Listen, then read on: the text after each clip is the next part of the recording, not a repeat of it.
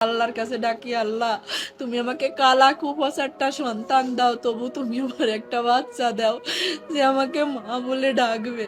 লিফটে ঢুকবে তখনও ঘুরে ফিরে আমার দিকে 2-3 বার তাকাচ্ছিল। আমার ওই তাকানো এখনো চোখে ভাসতেছে। অনেক আল্লাহর কাছ থেকে চেয়ে না সন্তান আমার। আমার যখন বিয়ে হয় আমার ছেলে মেয়ে হতো না, 8-10 বছর ধরে ছেলে মেয়ে হয়নি। অনেক কষ্ট করছি আমি, অনেক কথা শুনছি মানুষের। মানুষ যা খাতি আমাকে বলছে আমি তাই খাইছি, তারপরেও কোনো সময় আমার ছেলে মেয়ে হয়নি। এক সময় আমি নামাজ রোজা কোরআন শরীফ এইগুলো করতে শুরু করি আর আল্লাহর কাছে ডাকি, আল্লাহ তুমি আমাকে কালা কুফাসারটা সন্তান দাও, তবু তুমি আমার একটা বাচ্চা দাও যে আমাকে মা বলে ডাকবে। ডাক্তার কবিরাজ দেখাতে দেখাতে আমার সিনথিয়া হয় আমার বিয়ের 9 বছর পরে গিয়ে।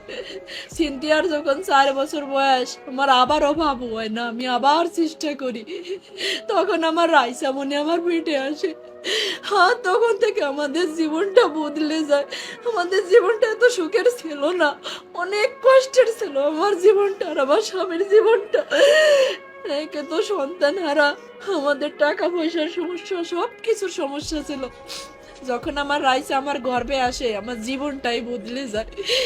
আমার রাইসা যখন জন্ম নেয় তখন ওর আব্বু ব্যবসা শুরু করে।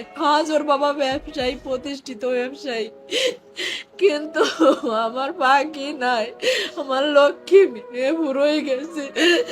আমার লক্ষ্মী রে তো আমি বলবো না, আমার ওইটুকু লক্ষ্মী। 8 বছর বয়স শেষ হয়ে 9 বছর চলতেছে। 9 পারা কোরআন শরীফ পড়েছে আমার রাইসামণি।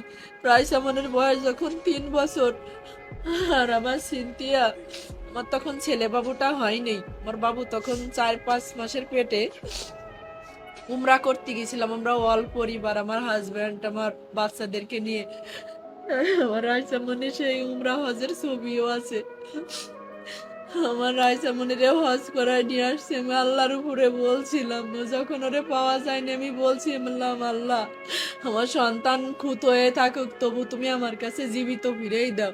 আমি আবার আমার পাখিরে সম্পদ বেশি হলেও উমরা করাতে নিয়ে যাব, আবারও আমার পাখিকে আমি হজ করাতে নিয়ে যাব। কিন্তু আমার পাখি আর ফিরে আসেনি।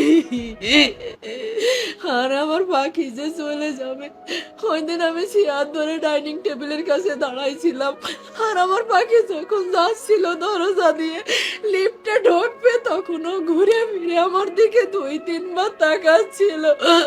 আমার ওই তাকানো এখনো চোখে ভাসতেছে। আমার পাখি মরে গেছে। আমার এত লক্ষ্মী মেয়ে আমার রাইসা ছিল। আমার পুরো বাসাটা নাড়াই খাত।